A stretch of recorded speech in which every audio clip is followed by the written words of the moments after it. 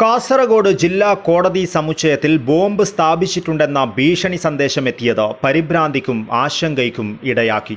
ഇന്ന് പുലർച്ചെ 3:22 കോടതി സമുച്ചയത്തിൽ ബോംബ് വെച്ചതായി ഇമെയിൽ സന്ദേശമെത്തിയത്.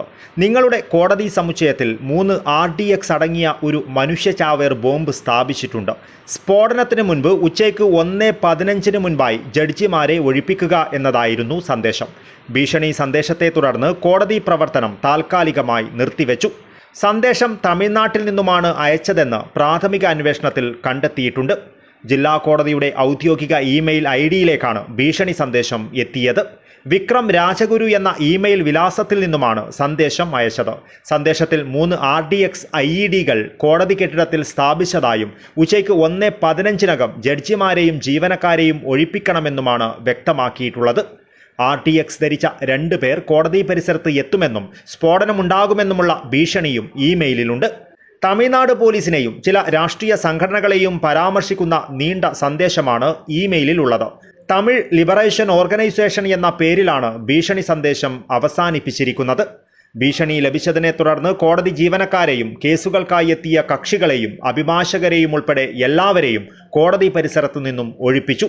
തുടർന്ന് ബോംബ് സ്ക്വാഡും ഡോഗ് സ്ക്വാഡും ചേർന്ന് വിശദമായ പരിശോധന നടത്തി.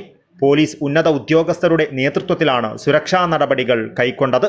പരിശോധനയിൽ ഭീഷണി സന്ദേശം വ്യാജമാണെന്ന് കണ്ടെത്തി.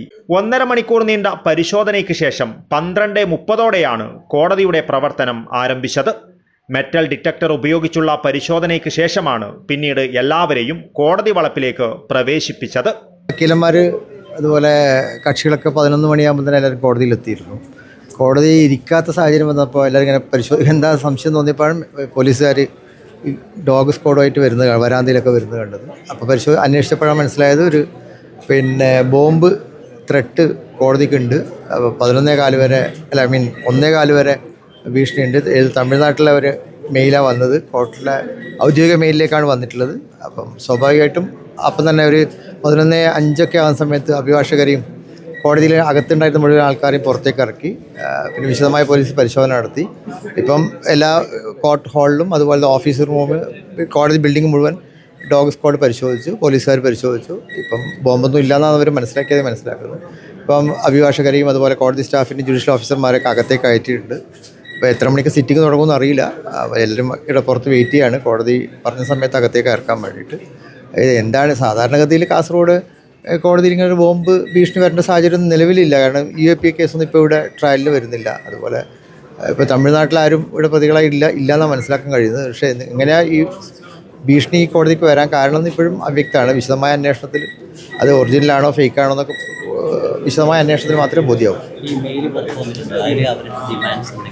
അതൊന്നും പറയുന്നില്ല, പ്രത്യേകിച്ച് ഡിമാൻഡ്സ് ഒന്നും പറയുന്നില്ല ഞാൻ മനസ്സിലാക്കുന്നത്. മെയിലല്ല, വാട്സപ്പിൽ വക്കീലന്മാരെ ഗ്രൂപ്പിലൊക്കെ കാണുന്നുണ്ട്. പക്ഷേ അതിൽ പ്രത്യേകിച്ച് ഡിമാൻഡ്സ് ഒന്നും പറയുന്നില്ല. എന്തിനാണെന്ന് കൃത്യതയില്ല. അപ്പോൾ ഇടുക്കിയിലും ഇതുപോലെ ഭീഷണി ഉണ്ടെന്നാണ് മനസ്സിലാക്കാൻ, മഞ്ചേരിയുണ്ട്. അപ്പോൾ സ്വാഭാവികമായിട്ടും കേരളത്തെ ടാർഗറ്റ് ചെയ്യേണ്ട കാരണം എന്താണെന്ന് മനസ്സിലാകുന്നില്ല. വ്യാജ സന്ദേശത്തിൽ പോലീസ് അന്വേഷണം ഊർജിതമാക്കിയിട്ടുണ്ട്. സംഭവത്തിന്റെ ഗൗരവം മനസ്സിലാക്കി സൈബർ പോലീസിന്റെ ഉൾപ്പെടെയുള്ള സഹായത്തോടെയാണ് അന്വേഷണം പുരോഗമിക്കുന്നത്. News bureau, Kasaragod.